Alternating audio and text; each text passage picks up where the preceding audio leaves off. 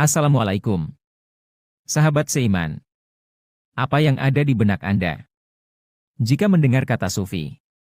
Ya, tentu Anda sudah mendengarnya dari beberapa ulama seperti Ustadz Jawas, Ustadz Firanda, dan teman-temannya yang lain. Namun sayangnya apa yang disampaikan oleh mereka hanyalah potongan dari kegiatan-kegiatan yang tidak sesuai dengan ilmu tasawuf yang hak. Sehingga mereka para ustadz tersebut menilainya secara negatif. Bahkan menilai ajaran tasawuf adalah ajaran sesat. Untuk itu di sini saya mau memberikan informasi tentang ajaran tasawuf yang benar. Atau ajaran tasawuf yang hak. Perlu diketahui sahabat seiman, bahwa istilah sufi itu adalah sebutan untuk orang yang belajar tasawuf. Jadi sama saja dengan istilah santri yang belajar di pesantren. Atau istilah mahasiswa yang belajar di universitas. Sekarang mari kita fokus pada ajaran tasawufnya itu sebenarnya seperti apa. Mungkin sahabat seiman bertanya, apakah ajaran tasawuf ada pada zaman Nabi Shallallahu Alaihi Wasallam? Sebenarnya pertanyaannya bukan seperti itu. Tapi pertanyaannya, apakah ajaran tasawuf itu sesuai dengan ajaran Nabi Shallallahu Alaihi Wasallam? Jawabnya, ya tentu saja. Para ulama sufi mendapatkan ilmu yang berasal dari Nabi Shallallahu Alaihi Wasallam, yang kemudian disusun tata caranya agar mudah dipahami, dan agar sesuai urutannya. Yang mana terlebih dahulu yang harus dipelajari. Metode ini pun diberi nama metode tasawuf. Seiring perkembangan zaman, seperti juga ajaran yang lain, sudah pasti ada perubahan dan penyalahpahaman dari aslinya ilmu tasawuf yang hak. Lalu bagaimana mengetahuinya? Itu sangat mudah jika ada hal-hal yang melanggar syariat Islam. Maka itu sudah pasti bukan ajaran dari tasawuf. Jadi sahabat seiman, agar paham dulu antara ajaran tasawuf yang hak dengan perbuatan yang melanggar syariat dari kalangan yang mengaku sufi. Baiklah sahabat seiman, tasawuf itu pada umumnya terbagi 4. Yaitu syariat, tarekat, hakikat, makrifat. Keempat istilah itu hanyalah judul dari bab yang harus dipelajari, di mana para ulama sufi telah menyusunnya dengan benar dan logis, agar tidak salah urutannya dalam menerapkannya. Karena jika terbalik urutannya akan besar efeknya bagi akal dan jiwa manusia, sehingga akan terjadi kesalahan dalam memahaminya. Selain itu akan sulit juga untuk dipahami nantinya. Seperti juga di sekolah kita harus mulai dari SD, SMP, SLTA, dan universitas. Mustahil terbalik urutannya. Di sini saya hanya memberikan gambaran umumnya terlebih dahulu. Nanti akan dibuat videonya untuk yang lebih detailnya. Bab yang pertama yaitu syariat. Secara umum yaitu apa-apa saja yang diajarkan Rasulullah Shallallahu Alaihi Wasallam secara zohirnya. Misal cara sholat, puasa, zakat, haji, dan lainnya. Jadi para sufi harus melalui tahap pertama ini bersungguh-sungguh belajar syariat. Khususnya yang wajib terlebih dahulu. Mungkin sahabat seiman ada melihat orang yang mengaku sufi. Tidak sholat atau tidak berzakat, atau tidak puasa, atau tidak berhaji. Maka saya akan mengatakan mereka itu bukan sufi yang hak. Karena yang namanya sufi itu wajib belajar syariat dan melaksanakannya.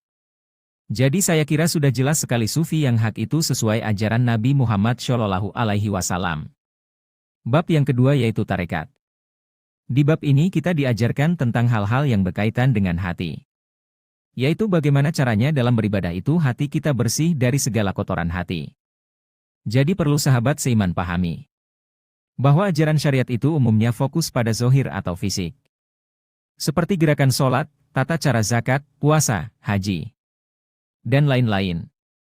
Sedangkan tarekat fokus pada masalah kebersihan hati.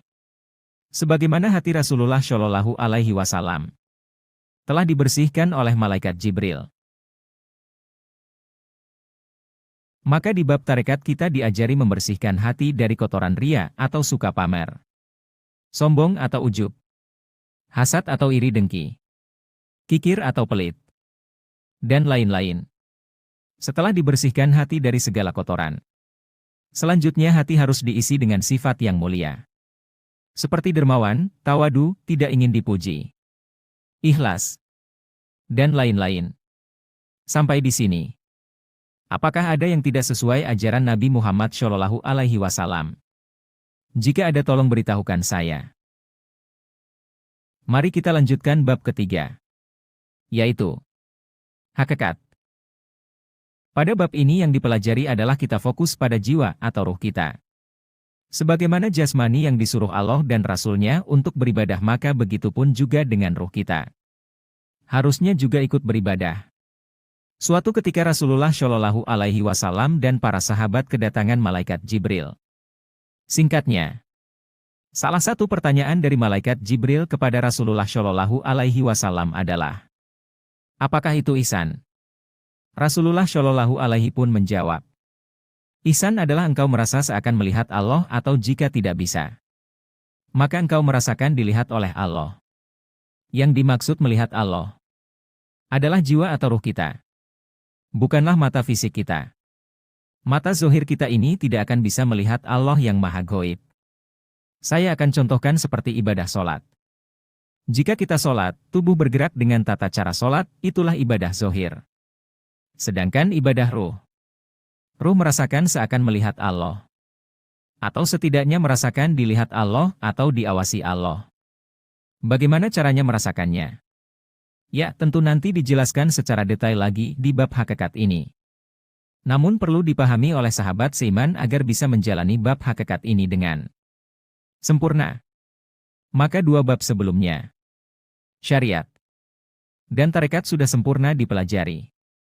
Karena bagaimana bisa beribadah sholat yang sempurna jika tata cara syariat ada yang kurang, dan bagaimana sholat bisa diterima jika hati masih belum bersih dari riya dan penyakit kotor hati lainnya. Dan mustahil Anda dikatakan sedang sholat menghadap Allah jika ruh Anda tidak merasakan melihat Allah atau setidaknya merasakan dilihat Allah. Diriwayatkan pada zaman Nabi Shallallahu Alaihi Wasallam, ada seorang sahabat yang sedang khusyuk sholat. Beliau terkena panah. Namun beliau tidak merasakan sakitnya, karena seluruh jiwa raganya menghadap Allah. Hal ini tidak dapat dijelaskan dengan ilmiah. Tapi dalam ajaran tasawuf itu tetap logis. Karena yang menciptakan rasa sakit itu adalah Allah. Maka yang menghilangkannya pun adalah Allah. Sebagaimana Allah telah merubah panas api yang membakar Nabi Ibrahim alaihi salam menjadi dingin. Begitulah. Ketiga bab tersebut sudah pasti berlaku juga untuk semua ibadah. Nah, sahabat seiman, bagaimana sekarang? Apakah masih yakin mengatakan sufi atau ajaran tasawuf itu sesat? Semoga kita semua mendapat hidayah dari Allah. Amin. Sekarang yang terakhir, yaitu yang keempat. Bab tentang makrifat. Jadi sahabat seiman, sama juga di bab ini. Sahabat harus menyelesaikan 3 bab sebelumnya terlebih dahulu. Agar pemahaman dan pengamalannya tidak terjadi salah paham, bahkan bisa terjadi penyimpangan. Makrifat atau makrifatullah artinya mengenal Allah. Di bab ini kita diajarkan bagaimana cara kita agar bisa mengenal Allah. Baik itu melalui penciptaan alam, atau melalui sifat-sifat Allah yang ada dalam Quran hadis. Dan untuk mengenal Allah yang maha suci dan maha mulia, kita hambanya harus juga suci zohir dan batin. Mustahil yang kotor dan hina dapat mengenali Allah yang maha suci lagi maha mulia. Hati yang sombong tidak bisa dapat mengenali yang maha mulia. Karena sifat sombong selalu menghinakan orang lain. Hati yang kikir tidak bisa mengenali Allah yang maha pemberi. Dan ada juga yang mengenali Allah dari sisi zohirnya penciptaan alam semesta dengan tafakur melalui akal kita. Di sini saya contohkan bagaimana rumit dan sempurnanya proses penciptaan buah pisang. Sufi yang sudah makrifat dengan Allah melihat pohon pisang akan mengenali siapa penciptanya. Bahwa pohon pisang itu ada dan tumbuh dan diproses oleh Allah. Hati, akal, ruhnya sufi akan meyakini pohon pisang itu Allah lah penciptanya, bukan yang lain. Akalnya terkagum-kagum melihat akan keajaiban penciptaannya. Bagaimana diprosesnya buah pisang itu sampai masak dengan sempurna.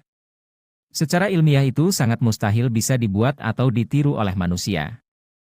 Mungkin sahabat seiman tahu kan kemasan? Ya. Buah pisang itu dibuatkan dengan kemasan yang sesuai bentuknya dan ada pengawetnya. Kulit pisang adalah kemasan ramah lingkungan dan bermanfaat bagi tanaman lainnya. Itu baru kulitnya. Nanti akan kita bahas tentang keajaiban penciptaan secara detail. Siapakah yang membuatnya seperti itu? Tentu Allahu Rabbul Alamin. Jadi untuk meneliti satu pohon pisang saja akan sangat rumit dan panjang untuk dijelaskan secara ilmiah. Sedangkan buah yang ada di dunia ini mungkin ada ribuan jumlahnya. Baiklah sahabat seiman. Ini adalah video episode pertama. Simak video berikutnya. Saya sarankan sahabat untuk mengikuti kajian tasawuf yang hak ini, sesuai urutannya. Agar tidak ada lagi kesalahan dalam memahaminya. Agar tidak lagi menuduh ajaran tasawuf itu menyimpang dari ajaran Islam. Atau menuduh sebagai ajaran sesat. Semoga Allah memberi kita hidayah dan pemahaman yang benar. Semoga Allah merahmati umat Islam. Semoga Allah melindungi umat Islam dari segala kejahatan makhluk. Wassalamualaikum warahmatullahi wabarakatuh.